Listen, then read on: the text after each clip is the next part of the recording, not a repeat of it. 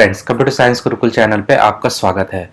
आज जो हमारा टॉपिक है वो है सीपीयू, माइक्रो प्रोसेसर या फिर कोर। मीन्स इन तीनों टर्म्स को आज हम जो है कवर करने वाले हैं। तो इस वीडियो के स्टार्टिंग में जो है हम लोग सबसे पहले देखेंगे कि कंप्यूटर क्या होता है और कंप्यूटर का डायग्राम देखेंगे कि कंप्यूटर का डायग्राम आपका कैसा होता है। फंक्शनल कंप्यूटर का डायग्राम मीन्स ऐसे कंपोनेंट जो फंक्शन करते हैं कंप्यूटर में। उसके बाद फिर हम लोग देखेंगे कि उस पूरे कंप्यूटर में सीपीयू आपका कहाँ पर एग्जिस्ट करता है। उसके बाद सीपीयू के सारे कंपोनेंट यानी उसके कितने पार्ट्स होते हैं, कौन कौन से अंदर से चीज़ें होती हैं सीपीयू में, उन सारे पार्ट्स के बारे में देखेंगे। वो सारे क्या करते हैं, किस तरह से करते हैं। उसके बाद डायग्राम के थ्रू भी समझेंगे कि आखिर में सीपीयू क्या होता है, माइक्रो प्रोसेसर होता है क्या होता है, और कोर, और इन तीनों के बीच में क्या सिमिलैरिटीज़ है, फिर ये डिफ्रेंसिएशन है, किस तरह से ये टर्मिनोलॉजी यूज़ होते हैं। सारी चीज़ें जो है क्लियर हो जाएगी आपको। यानी कि आज जो है आप सीपीयू, माइक्रो प्रोसेसर और कोर, ये तीन जो टर्मिनोलॉजी है इनके बारे में आप डिटेल में जानने वाले हैं और आपको ये तीनों कॉन्सेप्ट बहुत ही ईजिली क्लियर हो जाएगी। तो आप इस वीडियो को जो है शुरू से लेकर के लास्ट तक बड़े ही ध्यान से देखिएगा और ज़रूरत पड़े तो आप नोट्स भी बना सकते हैं। मेरी आपसे एक रिक्वेस्ट है कि अगर आपने अभी तक मेरे चैनल कंप्यूटर साइंस गुरुकुल को सब्सक्राइब नहीं किया है तो सब्सक्राइब बटन को प्रेस करके आप सब्सक्राइब कर लीजिए। साथ ही साथ बेल आइकन के बटन को भी आप प्रेस कर लीजिए ताकि जब भी कोई लेटेस्ट वीडियो मैं अपने चैनल पे अपलोड करूं तो उसका नोटिफिकेशन आपको तुरंत मिल जाए। अदरवाइज आपको जो है मेरे चैनल पे आकर देखना पड़ेगा कि कोई नया वीडियो आया है या नहीं। तो चलिए स्टार्ट करते हैं।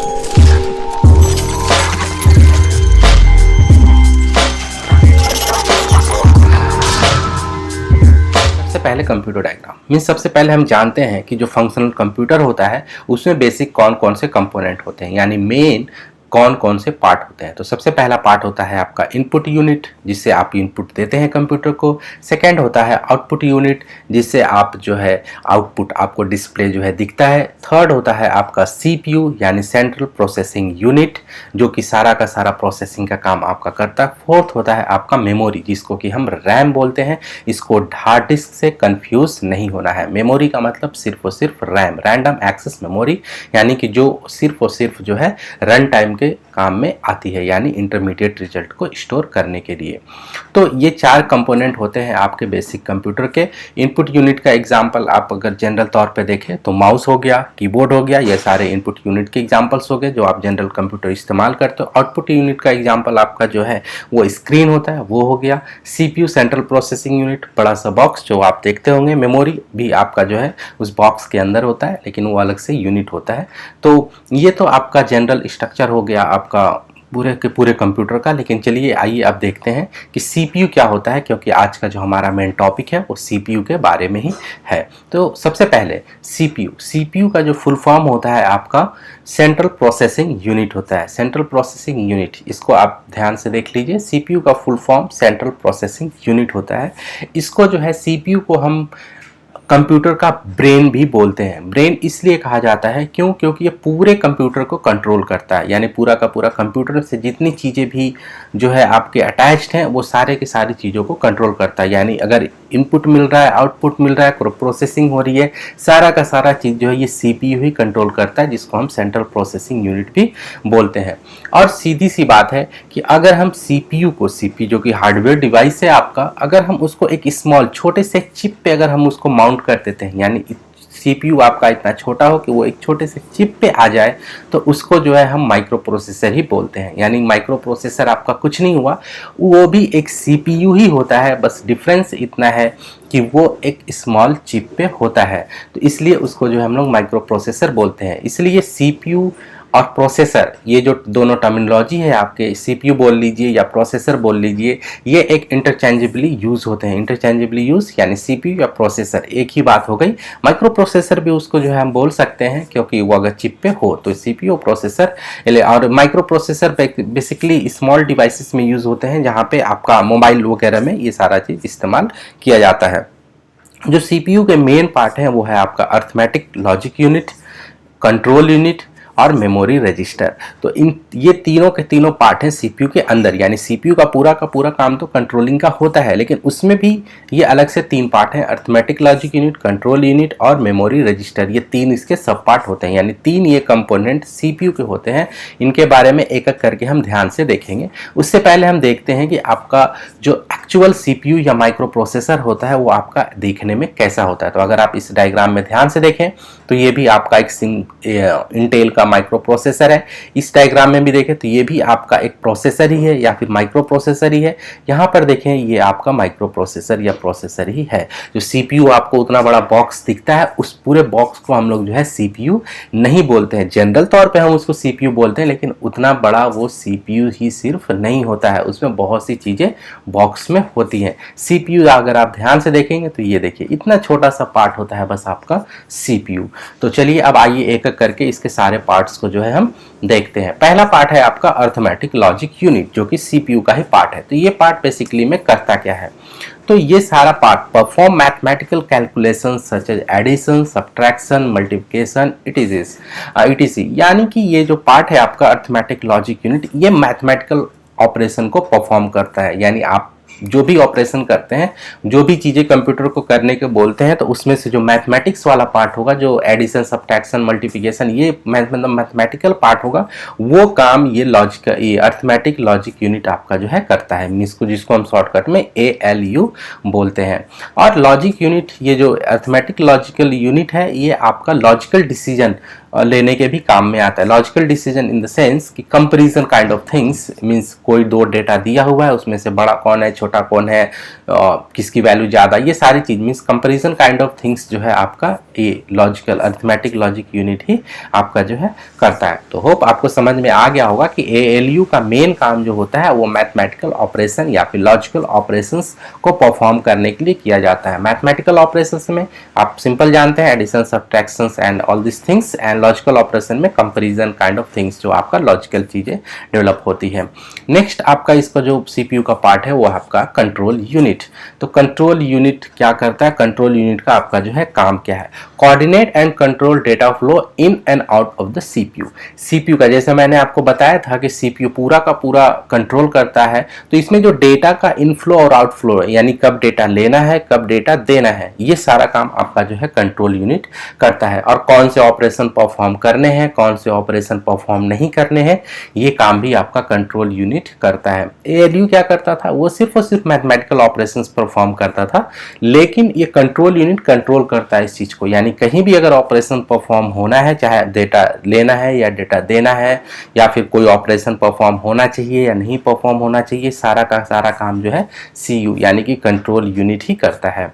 और इसका एक काम और होता है, it decode the instruction and after understanding send signal to input and output unit. Obvious सी बात है कि हम लोग जो भी लैंग्वेज में इंस्ट्रक्शन देते हैं कंप्यूटर को कि आप ये करो, आप वो करो, वो सारा का सारा कंप्यूटर जो है उसी फॉर्म में अंडरस्टैंड नहीं करता है। तो उसको डिकोड करने का काम जो कंट्रोल यूनिट करता है, ताकि डिकोड मतलब ऐसे लैंग्वेज में कन्वर्ट करता है उसको, ताकि वो जो कंप्यूटर अंडरस्टैंड कर सके और उसके हिसाब से फिर सिग्नल देता है कि आप ये इनपुट परफॉर्म करो, आप वो आउटपुट परफॉर्म करो, आप ये ऑपरेशन परफॉर्म करो। ये सारा का सारा चीज़ जो है कंट्रोल यूनिट ही कंट्रोल करता है, जो कि CPU के आपका अंदर होता है। नेक्स्ट पार्ट देखते हैं आपका, वो होता है मेमोरी रजिस्टर्स। मेमोरी रजिस्टर आपका क्या होता है, आपको मेमोरी रजिस्टर और मेमोरी में कंफ्यूज नहीं होना है। Memory register is a different thing और मेमोरी आपका जो है अलग चीज़ है।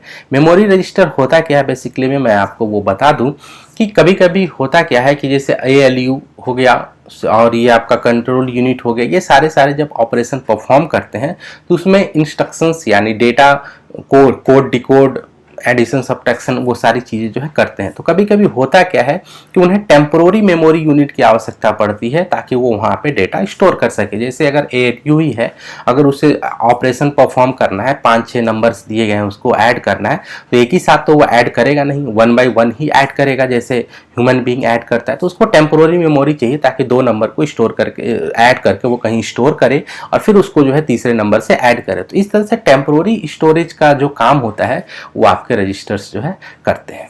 और रजिस्टर्स आपका जो है डिफरेंट डिफरेंट साइज के होते हैं। वो आपका 8 बीट भी हो सकता है, 16 बीट भी हो सकता है, 32 बीट भी हो सकता है, 64 बीट भी आपका जो है हो सकता है। मेमोरी की तरह वो MB GB और इस सब में नहीं होता है, ये बीट वाइज में ही होता है और ये सारी चीज़ें जो है आपकी होते हैं।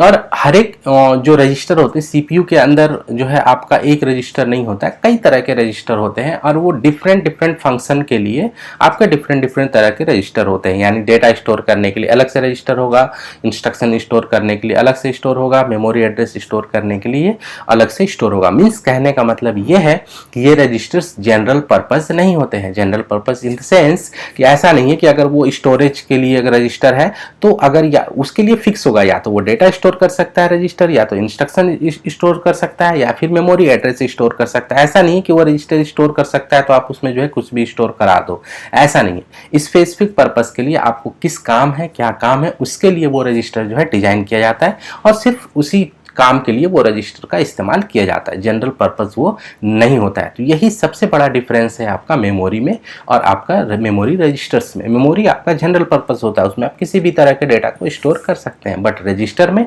आपका स्पेसिफिक फंक्शन के लिए ही वो डिज़ाइन होता है और सिर्फ वही चीज़ स्टोर कर सकता है जिसके लिए वो डिज़ाइन किया गया है। जनरल पर्पस नहीं होता। हाँ, एक दो ऑपरेशंस के लिए जनरलाइज कर सकते हैं, बट सारे ऑपरेशंस के लिए आप उसको जनरलाइज नहीं कर सकते हैं। तो अब आइए देखते हैं कि कोर होता क्या है। अब बहुत ही ये टर्मिनोलॉजी सुनने को मिल जाती है कि आपका जो कंप्यूटर है वो डुअल कोर है, क्वाड कोर है, ऑक्टा कोर है, या इस मोबाइल में क्वाड कोर प्रोसेसर है, ये कोर है। तो सबसे पहले समझते हैं कि कोर होता क्या है, ये टर्मिनोलॉजी आपकी कहाँ से आई। अब आप ध्यान से देखिए, a core is usually the basic computation unit of the CPU। यानी कोर कुछ नहीं होता, वो आपका CPU होता है। CPU का वो मिनिमल पार्ट होता है जो कि आपका कैलकुलेशन कर सकता है। एक जो है कंप्लीट कैलकुलेशन जो है आपका कर सकता है। तो CPU का ही पार्ट होता है आपका कोर। और एक CPU में एक से ज़्यादा कोर हो सकते हैं ताकि वो CPU एक टाइम में एक से ज़्यादा ऑपरेशंस परफॉर्म कर सके। तो सिंपल क्या होता है, कोर आपका बेसिक कंप्यूटेशन यूनिट होता है आपका CPU का। मीन्स ऐसा यूनिट जिसको वो एक कंप्यूटेशंस आपका जो है परफॉर्म कर सके। और एक CPU में एक से ज़्यादा कोर हो सकते हैं। एग्जाम्पल के तौर पे आप जो है देखते होंगे कि ये डुअल कोर है। डुअल कोर का मतलब उस CPU के अंदर दो कोर लगा हुआ है, यानी कि दो कंप्यूटेशन यूनिट है। क्वाड कोर का मतलब क्या हुआ, उसके अंदर 4 कोर्स लगे हुए हैं। ऑक्टा कोर का मतलब उसके अंदर जो है 8 कोर जो है लगे हुए हैं। कोर का फिर और ध्यान से देखिए, कंप्यूटेशन यूनिट का मतलब क्या होता है, बेसिक कंप्यूटेशन यूनिट का मतलब क्या होता है। जैसे हम CPU के बारे में पढ़ रहे थे तो उसमें हमने देखा कि वहाँ पे ALU जो है, कंट्रोल यूनिट जो है, ये सारी यूनिट है। तो इसमें से बहुत सी यूनिट्स ऐसी होती हैं जो इंडिपेंडेंट वर्क कर सकती हैं और बहुत सी यूनिट ऐसी हैं जो शेयरिंग बेसिस पे वर्क कर सकती हैं। जैसे रजिस्टर्स हो गया तो वो कई सारे ALU के बीच में शेयर हो सकता है। कंट्रोल यूनिट है वो कई सारे ALU के बीच में शेयर हो सकता है, यानी मल्टीपल ALU हो सकते हैं, एक कंट्रोल यूनिट होता है। तो इसी तरह से एक कंप्यूटेशन बेसिक यूनिट जो है आपका बनता है और वो डिपेंड करता है प्रोसेसर टू प्रोसेसर, यानी किस तरह से CPU डिजाइन हो रहा है। तो बस आपको सिर्फ इतना ध्यान रखना है कि कोर जो होता है CPU के अंदर होता है, एक बेसिक कंप्यूटेशन यूनिट को बोलते हैं, और एक CPU में मल्टीपल कोर हो सकते हैं।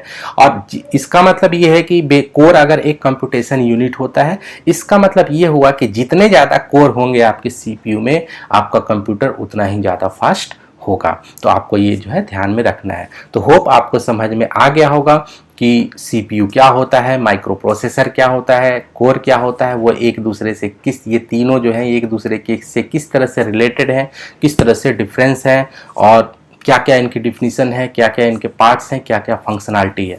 अगर आपको ये वीडियो अच्छा लगे तो आप इसको जो है लाइक कीजिए, शेयर आप ज़रूर कीजिए और कमेंट भी कीजिए। और अगर आपने अभी तक मेरे चैनल को सब्सक्राइब नहीं किया है तो सब्सक्राइब भी कर लीजिए।